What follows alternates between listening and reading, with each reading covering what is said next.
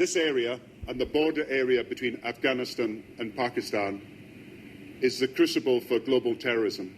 The most powerful man on earth, combating the Taliban in the most dangerous place on earth. Barack Obama's plan to defeat terrorists is like throwing petrol on a fire. The president's dream of peace is straitjacketed by economic policies that incubate the seeds of violence.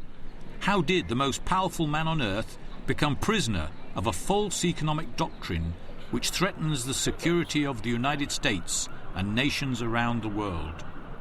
Capitalism was conceived nearly 500 years ago with a royal act of sacrilege.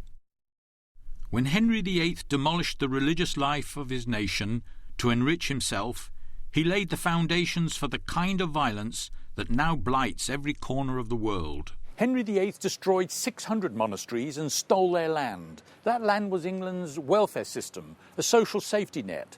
The monks looked after the poor and the sick, using the food that they grew in the fields around their abbeys. Henry launched the sale of that land to the aristocracy, and the new landlords used the rents to fund opulent lifestyles.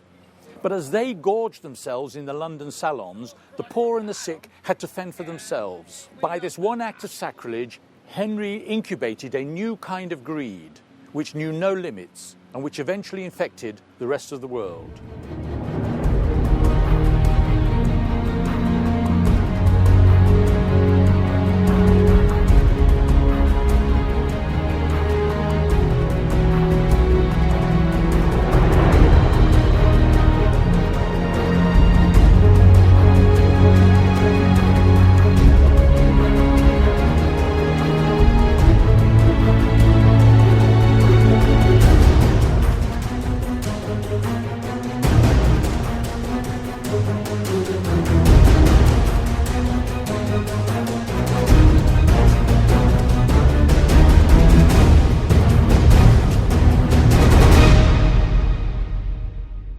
While Henry grew obese, living off the fat of the land, hunting deer in his parks, freeborn men and women of England were ejected from their commons, turned into vagabonds, forced to beg their way along the highways.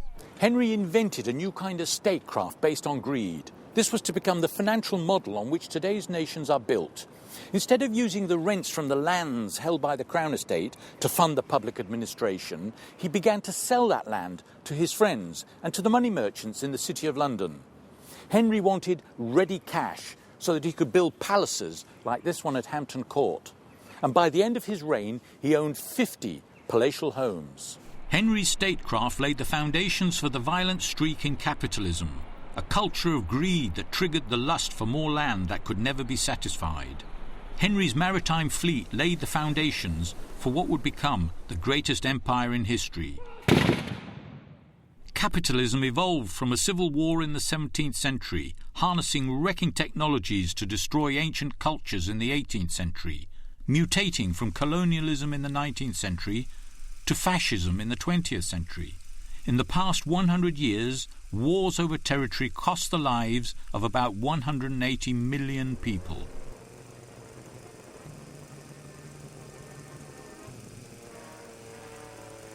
The scorch marks of the landed aristocracy's lust for rents can be traced through the violent deeds of history. Portugal, Spain, France, Italy, they all scrambled for their share of other people's natural resources. But to grab land, they first had to displace the tribes that occupied their homelands. By separating people from their land, the foundations of whole communities were destroyed. Resentments were nurtured that would one day put suicide bombers on the streets of London and Madrid. Around the world, people's hopes were raised when America elected as its president a man whose family came from humble beginnings in Africa. Today, Barack Obama lives in the White House. But his wish to champion a politics of peace will be buried in Pakistan. That's because he walked straight into a trap. That trap was laid by a doctrine that privileges the people and the corporations that own the land. Pakistan, the country at the frontier of the fight against fanatics. A country weakened by the legacy of British colonialism. The feudal class is the land-owning class in Pakistan. They have been there since colonial times.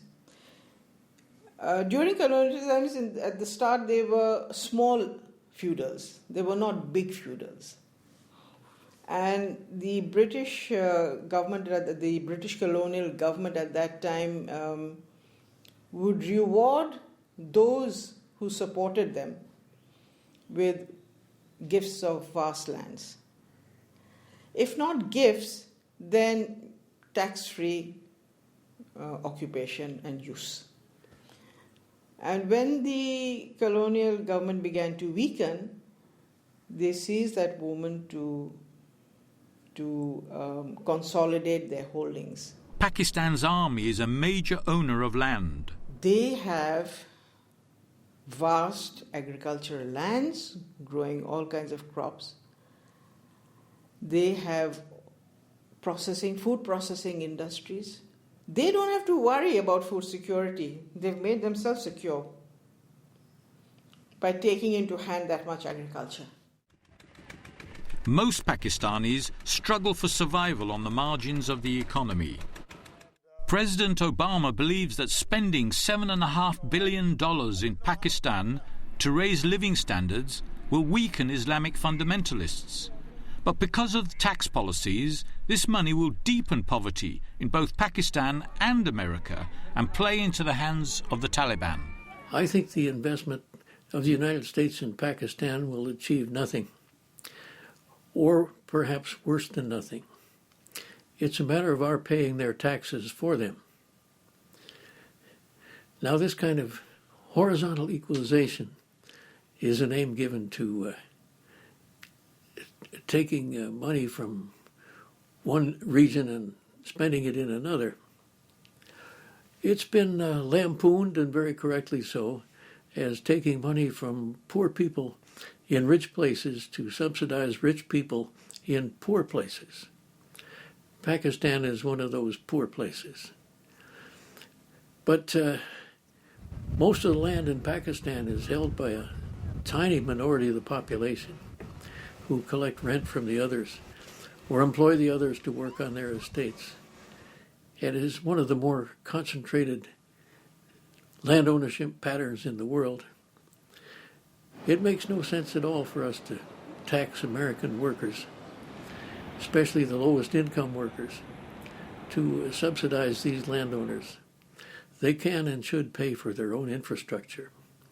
And if they did, they would be motivated to put their land to better use, because that's the effect of taxing land values. Governments need to spend money on improved roads and running water. But when they do, the main benefits are turned into higher land prices. In the countryside, this means that tenant farmers have to pay high rents to their landlords. In the towns like Karachi and Islamabad, when US tax dollars are invested, they drive up land prices. The main benefits go into the landlord's pockets. More people are driven into the slums. And it's there that the fundamentalists use the name of Allah to recruit suicide bombers. But if land values go up due to speculative reasons, then that it will actually cut into economic activity. Manufacturing activities will actually shut down manufacturing and use the land for either housing or other more lucrative purposes. So your industrial sector will shrink. And this is what is happening in Pakistan. Land values have gone up, and there's a very large industrial estate in Karachi called SITE. And if the government can allow construction of housing there, I think 90% of industries will shut down and convert their land into housing. The Taliban know that landlordism is the major cause of discontent in the fields and urban backstreets. The relationship between the landowner and the peasant is one of bondage. The peasant is dependent on the landowner for being allowed to work on the land, for being allowed to live on the land. The peasant has indebted to the landowner for his needs. If he needs money for anything, for taking care of an illness, the landlord will give the money, which will be considered as advanced wages. And when the crop comes out, the wages are deducted, and this is where the exploitative relationship sets in. The peasant is uneducated. He does not keep his accounts. The landlord does. And somehow his debts keep multiplying, they never end. And as a result, the entire family is indebted. The Taliban took control of Pakistan's Swat Valley by driving out the landlords. When Pakistan's army routed the Taliban in 2009 from the Swat Valley, about 3 million people were displaced across the country. Some of them ended up in this suburb in Karachi, but the security forces won't allow us to go into the streets because it's too dangerous. It's a hornet's nest of drugs pushers, money launderers, even kidnappers. That cancellation is necessary. It is can be carried out. But some kind of land reforms have to be accompanied by it.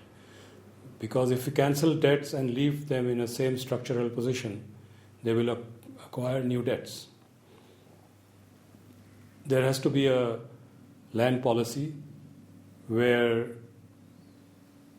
rural families have a minimum size of land, which of course means that everybody will not get land. We can't have half-acre plots. Agriculture cannot function in that kind of situation. But excess labor in agriculture have to be drawn into urban areas. But then we have to provide jobs in urban areas. We have to have a situation where there is rapid industrialization. Pakistan's parliament, dominated by feudal landlords, refuses to reform the distribution of income through tax reform. Pakistan is like a factory where all the sales revenue is used to maintain the head office and the army of security guards. And there is no money left for spare parts and raw materials. That factory will certainly shut down. That is where Pakistan stands today. Asian countries are not alone in struggling with the legacy of colonialism. In the early 20th century, the lands of the tribes of Morocco were occupied by Spain and France. Today, a suppressed anger explodes hundreds of miles away in the streets of Baghdad.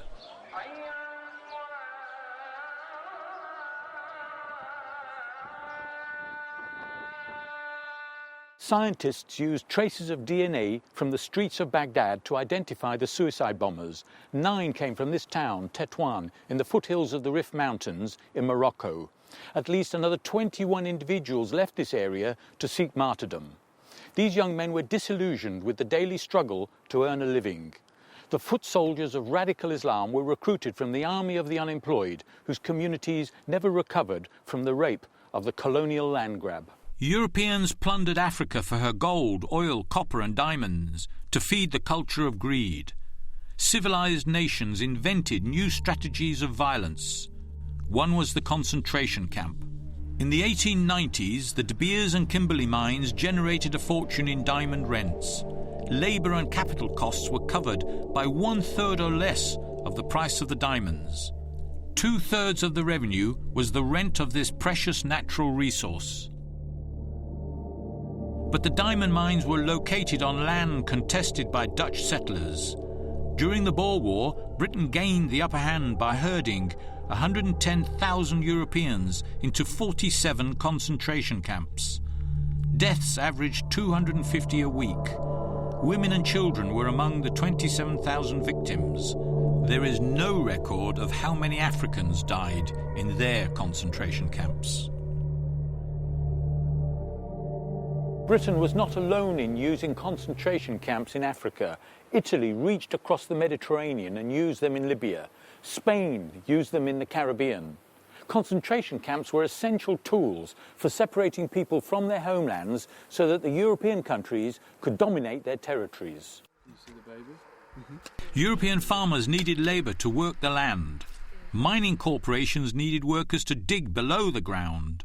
Africans were corralled to do the dirty work, turned into a captive labour force by wrenching them from ancestral lands. To ensure they remained obedient, their cultures were dismantled. This was the fate of the Muslims of North Africa.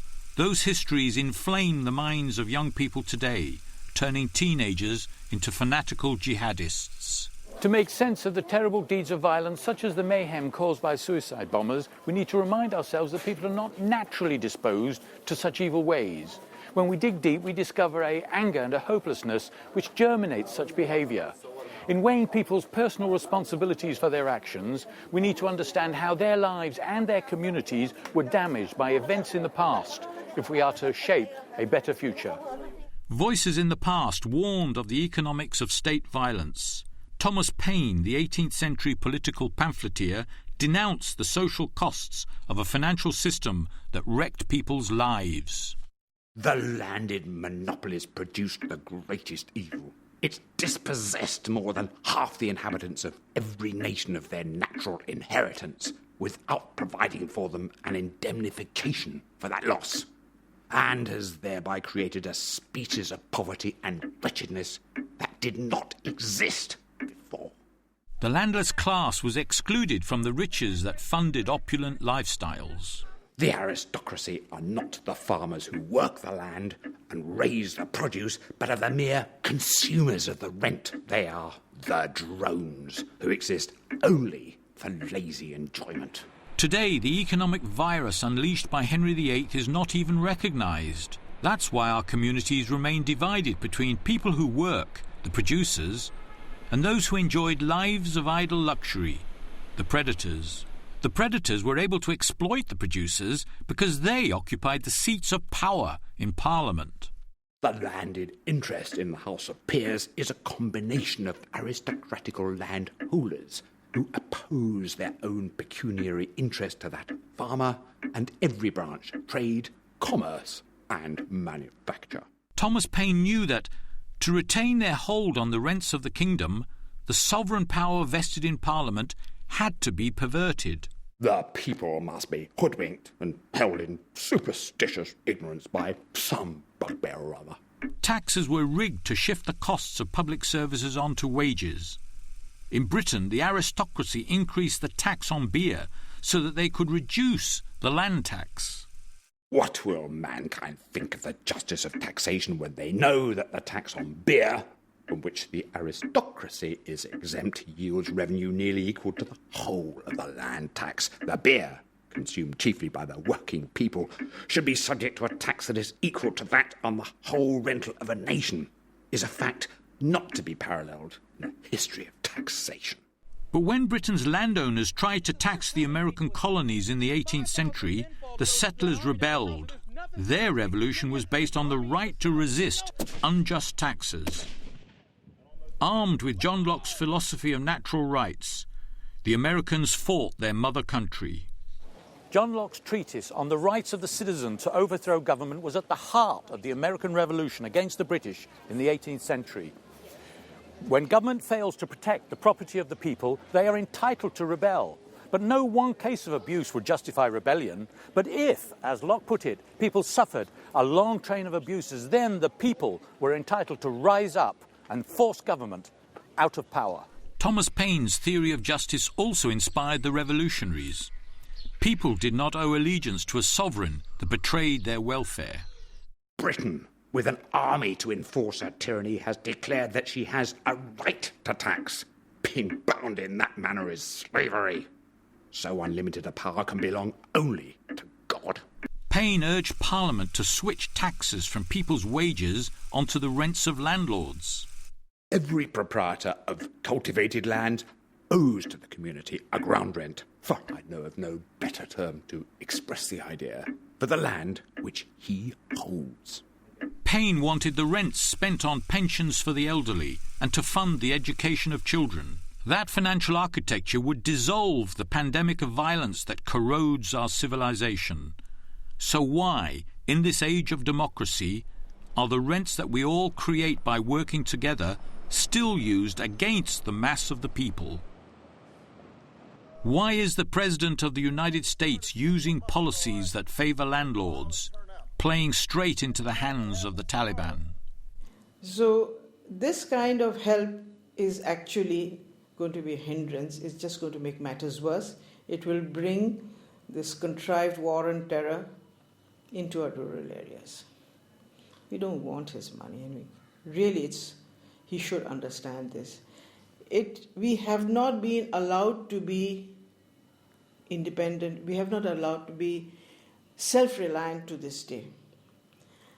And you cannot be self-reliant if from the very beginning people tell you that the only way to development and for you to become as advanced as the Western countries is through technology transplanted from the West.